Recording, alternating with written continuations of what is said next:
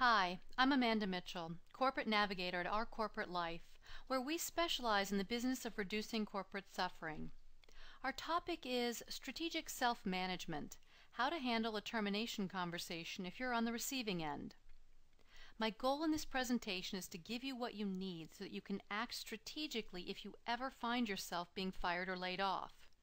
You might also want to listen to the free call we did entitled Preparing for the Worst, Being Laid Off, Fired, or Under New Management. It covers how to not only be prepared for the worst case scenario, but also how to evaluate the likelihood of one. I find that if I'm prepared for the worst, it really reduces my stress level because I'm confident that if the worst should come to pass, I'll know what to do. Now, just to be clear, I'm not a lawyer, and I'm not providing legal advice in this presentation. I'm giving you the strategies I've learned as someone who's had to fire people, who's laid off literally hundreds of people because unfortunately closing down businesses was one of my past jobs. But also, I was on the receiving end of a layoff conversation. In my current work, I see senior executives who have bungled their exit from their last position in a way that makes it much harder for them to move forward. I want to help you avoid that scenario if at all possible. I'm going to cover 4 aspects here: how to behave during the actual conversation, what immediate next steps to take, speaking to your friends and family, and how to position the event. So let's get started. Now, in most situations, what's going to happen is you're going to be called into a room with your immediate supervisor and an HR representative. And no matter how prepared you are going to have some sort of an emotional reaction. So control yourself. Take some deep breaths. Make sure that you are in control of your emotions. The people in front of you are as uncomfortable, if not more uncomfortable than you are, because they've had to anticipate this conversation, and they're limited in what they can say to you. Now, they probably have practiced a script. They definitely have certain things they can and cannot say, and it's for legal reasons. So what is likely to be covered are 5 things. First, they'll tell you, whether you're being terminated, fired, laid off, whatever it is, and what the effective date is. The second thing is they'll tell you, or they may not tell you, what the reason is. Any explanation you get will probably be generic, so asking why probably won't get you any kind of a definitive answer, although you can certainly ask. And if it's a firing, they will have documented anything, so you would have had a good sense of what performance issues there were. The third thing is they'll tell you what it is you're entitled to in terms of severance or benefits, that type of thing. The fourth is they'll tell you who your contact person is, and fifth, they'll ask you to leave either immediately or at the end of the day or whenever. Now, recognize that at this point the decision's been made. The people in front of you may or may not agree with or have any power to affect what has happened, but they do have influence. So handle yourself appropriately so that you can leverage that influence for your benefit. It's a natural impulse to want to debate the issue, to argue that this is a mistake, that it's not fair, all that type of thing. And this is the wrong audience to have that conversation with, so save your breath. You can certainly state your feelings in a professional way, and you probably need to do so for yourself. Something like, I'm disappointed that you've come to this decision, or something along those lines is perfectly appropriate. Speak your truth without denigrating others or the company, because how you behave will affect how you're treated moving forward. So it is super important to have emotional self-control. You want to keep any comments you make neutral and factual. Your agenda in the conversation is to listen and gather information. And this takes discipline because you're going to want to, let go of the emotion that you're feeling, but don't. Control yourself. Take notes. Confirm next steps. Who exactly is your benefits contact? When do they need paperwork? That type of thing. But don't sign anything. You're in shock whether you think you are or not, and you are not thinking clearly.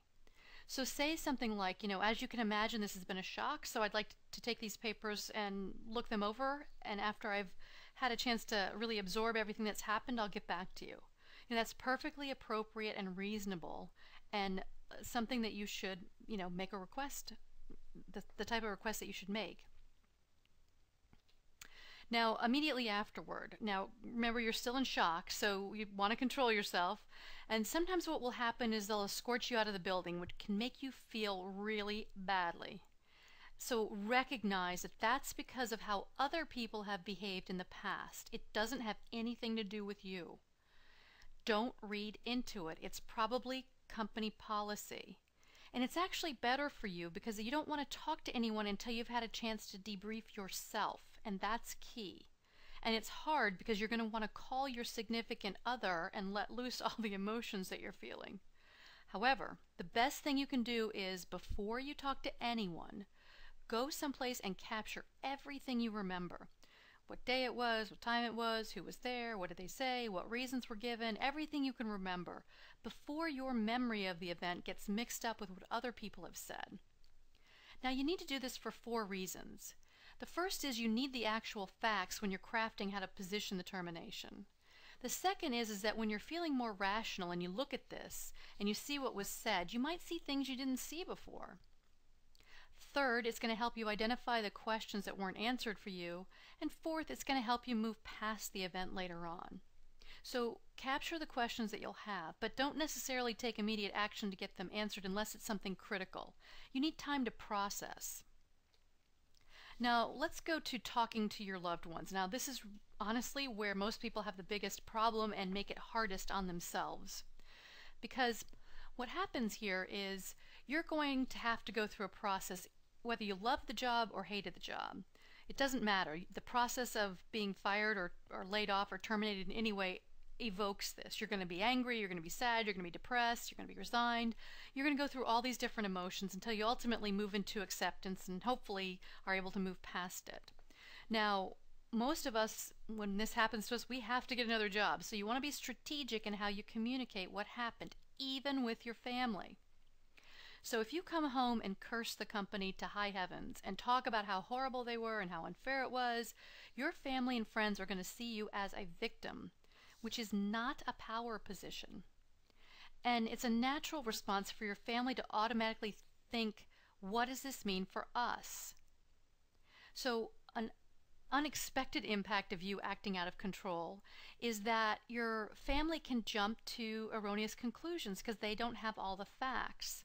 You know, I remember one case where the father came home and did this, and the little boy thought his father's job loss meant they'd be immediately living on the street the next day. So when his father went to tuck him in at bedtime, he found him packing his things because he thought they were moving. He didn't have the capacity to understand the job loss. And the child suffered unnecessarily, which is not at all what his father intended.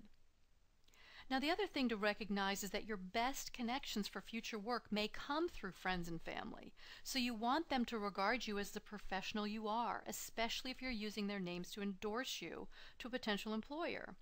So you want to create a powerful story for yourself, one that's true and doesn't put you in the role of a victim. If you were fired for cause, take responsibility for your part in the situation. If it was a layoff, you most likely saw this coming, since part of your job is to understand how the company makes money. So, for both you and both yourself and others, you want to create this explanation that puts the event in context that will help position you so that you can process the event more quickly and move on. So let me give you some examples of what I mean.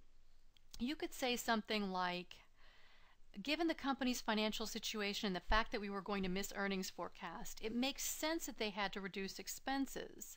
As a high performer, I have a high dollar value associated with me, so in the short run, it solves their immediate problem to let me go. It's not a choice I would have made, and certainly I believe their choice was short-sighted, but it's out of my control.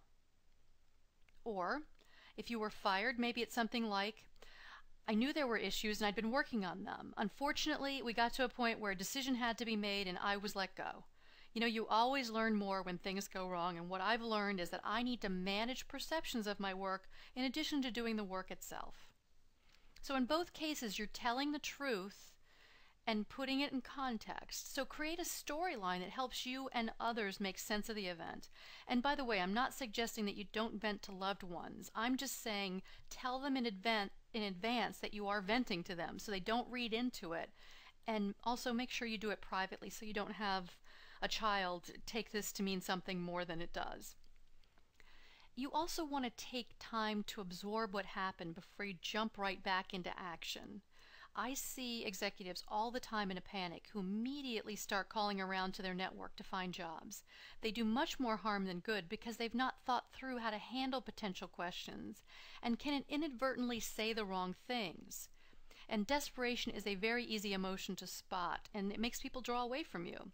You're going to need to project confidence and be powerful in your communications. And honestly, this is where most people go wrong because they don't edit themselves with friends and family, and that can really cause problems in the long run. Which brings me to positioning the event. Now, the goal here, again, is to tell the truth in a way that allows others to understand the context in a fair way. And while the event may have been earth-shattering to you, it's no big deal to most everyone else. So you don't want to dwell or embellish what happened. It's in the past and you can't change what happened. You want to have a stock answer so that you are confident if someone asks you why you're no longer working somewhere, you have a reasonable answer, and then move on. Sometimes people get thrown and they end up answering much more than what's asked. That's a mistake. It's like being an expert witness. Stick with exactly what they're asking you and then move on to your agenda, which is really more about learning what someone else is looking for or what they need, so you can see your opportunities. And be careful when you are socializing or you're just chatting, especially when you're using social media. Anytime your guard is down, you may feel compelled to go off script when you hear other people talking about their experience of being fired or laid off, to commiserate. Don't do it. You are always positioning yourself for your next job. That's why you want to create a powerful story for yourself that you believe in, so you won't inadvertently fall into that trap. Now, if you really believe that they made the best financial decision they could at the time, even if you don't agree with it, you're not going to act or feel persecuted, and you won't rise to the bait during those types of conversations. And by the way, those conversations can happen anywhere. I've had numerous instances where clients have been watching their kids' soccer games with a bunch of other parents, and they went crazy about their former employers and ruined their chances for leveraging excellent contacts for their next position. So as much as possible, you want to stay focused on the future. You cannot control what happened in the past. You can only control how you choose to understand it and how you choose to behave moving forward. Now, when you think about what happened, be honest with yourself about what you could have done differently in order to have had a better outcome. Take responsibility and be accountable for your part in the scenario.